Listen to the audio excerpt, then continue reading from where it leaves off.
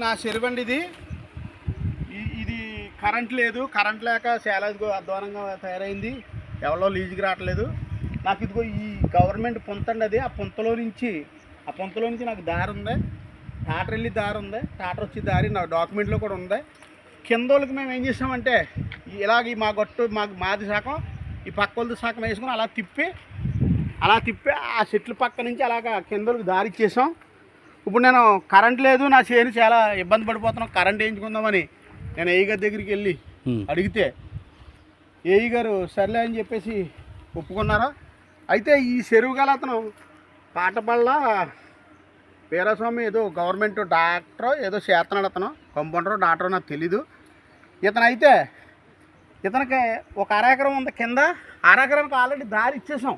అయినా కానీ కావాలని ఈ దారితనంగా నా చేనుమయంగా దారి ఇమ్మంటున్నాడు. ఇది ఎంతవరకు ధర్మం? ఏఈ గారికి వెళ్ళేమో ఏఈ గారికి చెప్పి కరెంట్ ఇవ్వద్దు, మాకు డిస్ప్యూట్ ఉందనేమో ఏఈ గారితో చెప్తున్నాడు. నన్ను మానసికంగా చాలా ఇబ్బందులు పెట్టేస్తున్నారు వీళ్ళు. ఈ చెరువిచ్చుకు ఈ భూమి కొన్న కాడి నుంచి నేను 2-3 సార్లు అమ్మే అని ఈ పాటబల్ల అతను వాళ్ళ బామ్మది చేత వాళ్ళ చేత అడిగిస్తున్నాడు. నేను భూమి అమ్ముతానని ఎవరు చెప్పారు? నీకు నా భూమి అమ్మవలసిన పని ఏంటి? నేను ఎందుకు అమ్ముతానని చెప్పేసి నేను దెబ్బలాడాను. నిన్న కూడా కరెంట్ కోసం అడిగితే వాళ్ళ బామ్మద్ది నువ్వు 5 లక్షలు ఖర్చు పెట్టి ఇవన్నీ 4 లక్షలు ఖర్చు పెట్టి ఎందుకు, నువ్వు ఇచ్చే మాకు మా బావగారికి ఇచ్చే చెరువు ఇది అంటున్నాడు. అయినా కానీ నేను ఎందుకు ఇస్తాను? నేను ఏదో కష్టపడి కొనుక్కున్నాను, నా పిల్లలు ఏదో తింటారని. నేను ఒక ఎస్సీ వాడిని. అయినా కానీ నన్ను చాలా ఇబ్బందులు పెట్టేస్తున్నారు వీళ్ళు, ఏడిపించేస్తున్నారు అట్టుకుని. వాళ్ళు ఏం చేయాలో అర్థం కావట్లేదు. ఈ కరెంటు కోసం పోనీ ఇక్కడి నుంచి లైన్ అవ్వద్దు, అక్కడ గవర్నమెంట్ పొంత ఉందా, ఆ పొంతలో ట్రాన్స్ఫార్మర్ వేసి ఆ చెరువు పక్కన కేబుల్ లాగి తెచ్చుకుంటానంటే దానికి కూడా ఒప్పుకోవట్లేదు.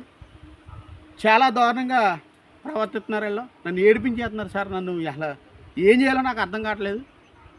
నేను మానసికంగా గతంలోనేమో నా పొలంలో ఈ పాటబల్ల అన్న అతను ఈ ముద్దాల రాజేష్ గతంలోనేమో నా సరిహద్దు వాళ్ళు పీకేసి అవతల పడేశారు. నన్ను మామూలుగా వీళ్ళు ఏడిపించలేదు, నన్ను చాలా ఇబ్బంది పెట్టేస్తున్నారు. అయినా కానీ నేను అలా తట్టుకుని ఏదో బాధలు పడదామంటే ఇంకా ఏడిపించేస్తున్నారు నన్ను. ఇది కొన్న డాక్యుమెంట్, ఇది ఈ డాక్యుమెంట్లో క్లియర్గా రాసి ఉంది, ట్రాక్టర్ వెళ్ళి దారి అని క్లియర్గా రాసి ఉంది. కిందోళ్ళకి నేను దారి ఇవ్వాలి కదా అని కింద నుంచి అలాగ ఇచ్చేసాం. వాళ్ళకి ఇబ్బంది లేదు అసలు, కావాలని నన్ను నరకయాతన పెట్టేస్తున్నారు. ఇదిగో ఈ డాక్యుమెంట్, ఇదిగోండి ఈ డాక్యుమెంట్ నేను కొని 18 సంవత్సరాలు అయింది ఈ భూమి కొనుక్కుని. అప్పటి నుంచి ఏదో కరెంట్ లేదు, ఇప్పుడు ఏదో కరెంట్ వచ్చింది, కరెంట్ వేయించుకుందామంటే నన్ను పర్మిషన్ కూడా తెచ్చుకున్నాను, ఆక్వా పర్మిషన్ తెచ్చుకున్నాను, ఆక్వా పర్మిషన్ వచ్చింది. ఇంకా ఇది ఈ ట్యాంక్కి పర్మిషన్ లేదు, అవతల ట్యాంకులకి ఆ 2 వాటికి కూడా పర్మిషన్ లేదు, ఆ 2 ట్యాంకులు కూడా పర్మిషన్ లేదు. నేను ఆల్రెడీ పర్మిషన్ తెచ్చుకున్నాను.